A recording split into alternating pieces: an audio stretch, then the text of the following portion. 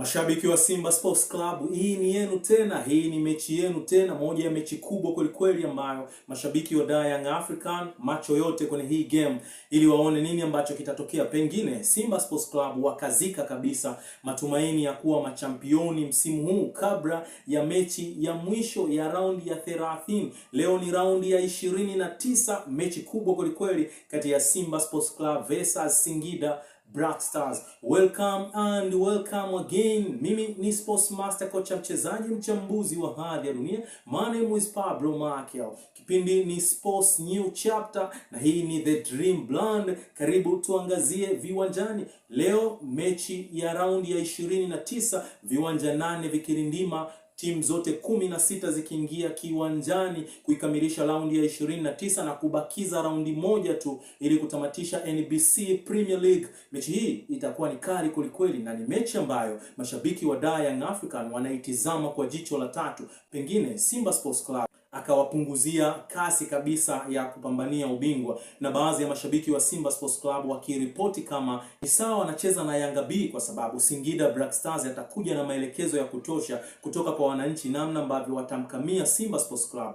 Labda nikupitishe katika mechi ya raundi ya kwanza kati ya Singida Black Stars versus Simba Sports Club ilivyokuwa, kwa takwimu zilivyokuwa kwa mechi iliyopita kati ya Singida Black Stars versus Simba Sports Club. Kwanza mechi ilikuwa ni mechi ya raundi ya 14. Mechi ilipigwa katika dimba Rariti Stadium pale Singida majira ya saa 10 na dakika 15, lakini mechi hii ilipigwa tarehe 11 mwezi wa 3 2026, na mechi hii ilitamatika kwa Simba Sports Club kushinda ushindi wa bao 2-1. Bao ya Simba Sports Club yakiwekwa kambani kupitia kwa mshambuliaji kwa maana ya winga machachari na hatari kweli Anset Oula dakika ya 7, na goli la pili likiwekwa kambani dakika ya 84 kupitia kwa Elie Mpanzu Kibisawara baada ya kupokea pasi kilanja, pasi tamu kweli kutoka kwa El Cambiador Duego, the game changer wao wanamuita Triple C, mwamba wa Lusaka. Na hizi ndizo takwimu zilivyokuwa kwa maana ya statistic.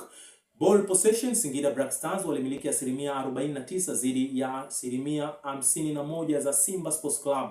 Lakini total shoot, Singida Black Stars walipiga shoot 7, lakini Simba Sports Club walipiga mashuti 9 pekee. Lakini kwa upande wa mashoot on target yaliyolenga lango, Singida Black Stars walipiga mashuti 3, lakini Simba Sports Club wakipiga mashuti 6 yaliyolenga lango. Kwa upande wa corner kick, Singida Black Stars walipiga corner kick 5, lakini Simba Sports Club walipiga corner kick 6. Kwa upande wa yellow card zilikuwa ni 4 kwa upande wa Singida Black Stars na yellow card zilikuwa ni 2 kwa upande wa Simba Sports Club. Hizo ndo takwimu zilivyokuwa kwenye mechi ya raundi ya 14 iliyopigwa Riti Stadium pale Singidani, na mechi hii leo inapigwa KMC Complex. Predicted starting lineup ambayo pengine inatarajiwa kuadhibu na kuwanyanyasa vibaya Singida Black Stars na kuwapa adhab al-akbar. Gorie wa Simba Sports Club atakuwa ni Mamadou Tanja Kasari, upande wa kulia ni Shomari Kapombe Baba Esther, lakini beki namba 3 atakuwa ni bwana mdogo wa kujitutumua, wao wanamuita hivyo